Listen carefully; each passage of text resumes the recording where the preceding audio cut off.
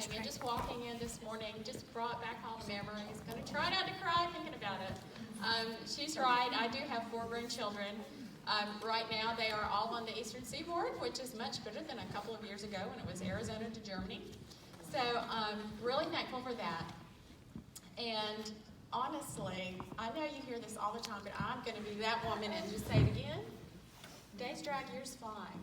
I mean, it'll be gone in a minute. So if I, just even at my age, just looking back, if I just could do one thing different, I would engage more with my children every minute. Just saying. Okay. I've been asked to talk about female friendships, and that is something that, I mean, well, God, why didn't you get me to talk about, I don't know, teaching your children how to speak confidently in front of other people, or serving your church alongside your husband, or something like that. But no, female friendships, great.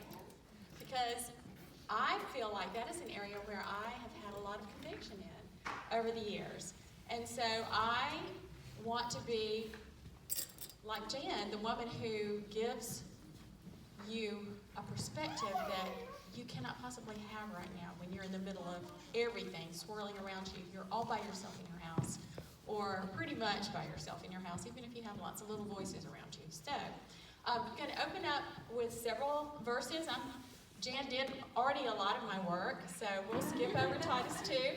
But Proverbs 14:1 says, "The wise woman builds her house." It also, there's a codicil of that. It also says, "The foolish woman tears it down with her own hands." Now, I'm not here to heap stuff on y'all, so we'll leave that for another day. But the wise woman builds her house. And when she builds her house, she's not only taking care of all those things you know you have to take care of, but in the words of some of Jane Austen's heroines, you have to build resources within yourself for the latter days, because back in those days, they didn't necessarily have classes and, I don't know, anything to help you while away the time when you were probably a widow, whiling your way, and you had to have, if you had musical resources, if you could sing, if you could play, musical instruments or anything like that, it would just help in your latter years. So I'm going to try to give you a few of those things to build your house. So, Proverbs, let's see what it is. It is 18. Proverbs 18:1 says, "He who separates himself seeks his own desire. He quarrels against all sound wisdom." Now that's maybe not a place where you think you are right now. Maybe you're not really separate. You've got lots of little kids running around you. You've got your mom's group. Hopefully you've got a church community. Hopefully you've got a family community. Maybe don't. But he who separates himself seeks his own desire. He quarrels against all sound wisdom. The reason that we need female friendships is because if we separate ourselves, even mentally, I mean, I'm right here in the middle of y'all, but I can just be separating myself. I can just be tending to this or that over here and smiling, but just really avoiding getting to know y'all or going deep with any one of you.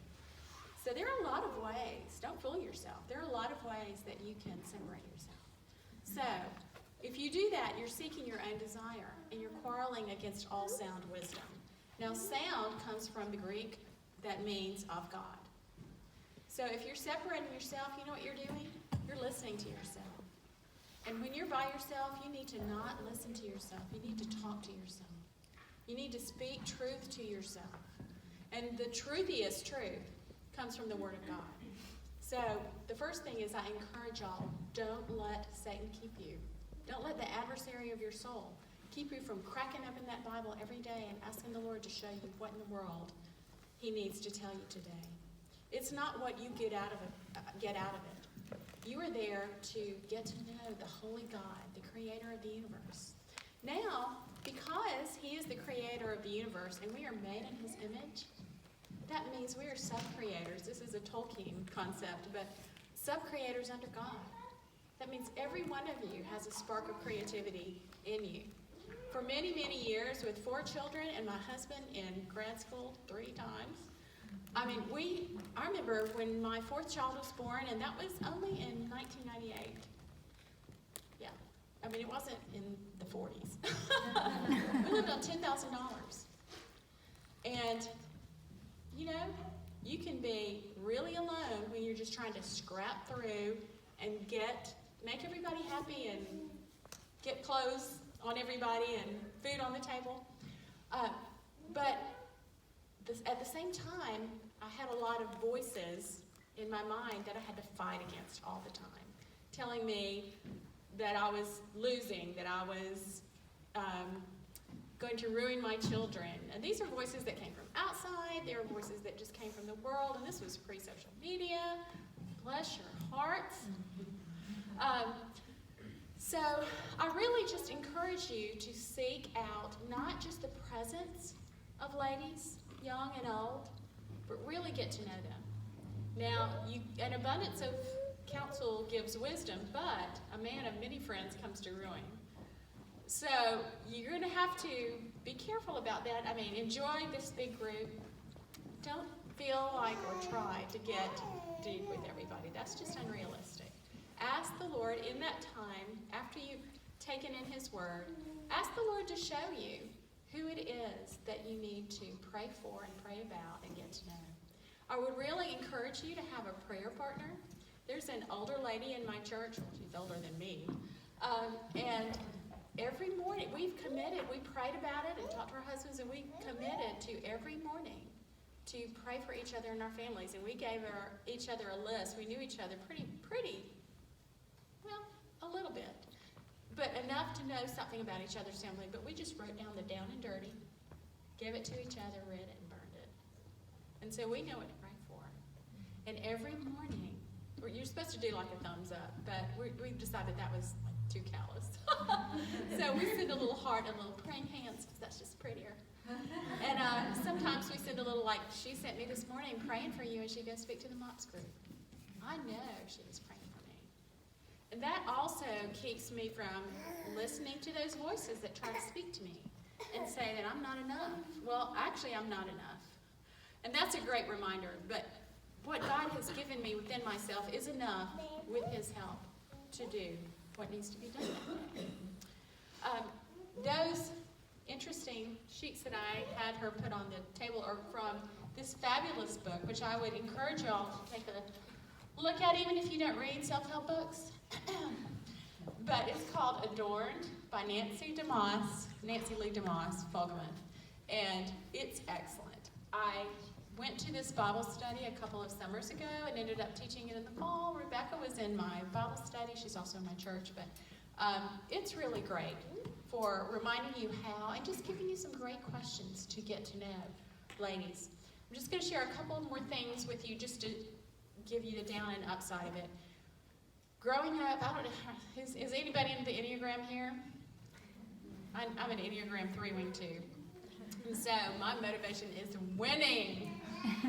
Getting that list, killing it, making a goal, killing it. It just makes me happy. I love to get up every morning and make a list. And, you know, by God's grace, I don't cry anymore at the end of the day when I made a list of 37 things and there are only 3 scratched off. Before I had children, I would make a list of 30 things, and when I went to bed that night, they were all scratched off. When I had my first child, I would make a list of 30 things, and maybe 1 or 2 was scratched off. Maybe. And that was a crisis. But I had wise women that said, hey, hold up. You've just got to have a whole new way of thinking about time and what's valuable. That was so helpful. And I had other, like my mom's groups, come along and encourage me, and not only with words, but just watching them. Man, I'll never forget one of the most wonderful friends of mine. I would just follow her around and watch what she said to her children. I mean, some of the most important things that she would say to them would be like, you like what you know, so be careful what you know. I wrote that down. What was the other one? Oh, and she was so great, and I learned this concept from her. Instead of telling your children what not to do all the time, do we do that? Don't run, don't whine, don't hit your sister. Don't leave food on your plate, whatever. It would be, walk please, use your inside voice, cheer up your face please, treat your sister kindly, show me how that works, tell them what to do. Wrote that one down too. So many things I've learned over the years. But as I grew up and was having, I was blessed with healthy children that were doing well and pretty well behaved and all that sort of thing. And younger ladies started coming to me, and I would be helping them, and I would think, man, I really was starting to need some help too. But I didn't have time to help my children and my husband and then these younger ladies, and then scratch out time to go to another older lady for help. And a couple of times I had the opportunity, and then somebody would say, wow, I really need to talk to her. So I'd be like, they need her more. I'll just back off.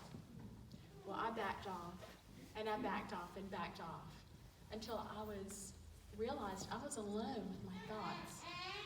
And I was alone with my problems and my crises. I was even alone with my joys, and that's no fun. And then the Lord had us go through a really pretty tough season. We're just really kind of coming out of it by His grace.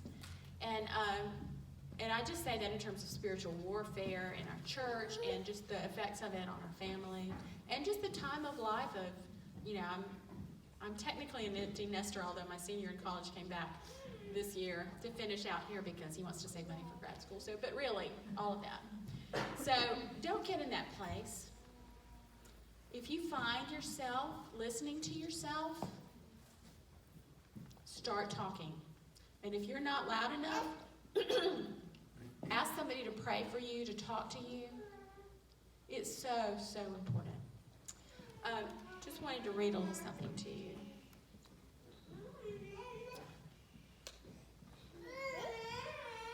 Well, first, I wrote this down at the very last because something Jan said reminded me of it. I couldn't leave without, I do love Jane Austen, C.S. Lewis, and J.R.R. Tolkien. Audiobooks are the bomb, that's all I can say. C.S. Lewis, I think it was in Mere Christianity, said, if I find in myself a desire which no experience in this world can satisfy, the most probable explanation is that I was made for another world. That's where these longings come from, ladies. They come from a longing for true fellowship that God has put inside you. The longing is to be with Him. We are all poor substitutes, but we're all we have. And we can rejoice in the providence that God has made that all we have. So He's giving us a little taste of heaven in each other. And He's reminding us that only He can really fulfill our desires. Well, I said I had 4. I only have one little pink sugar. The rest are boys. And just wanted to remind you, I'm going to read this to you, hopefully as a little reminder, to just be faithful and to trust God. And this is why.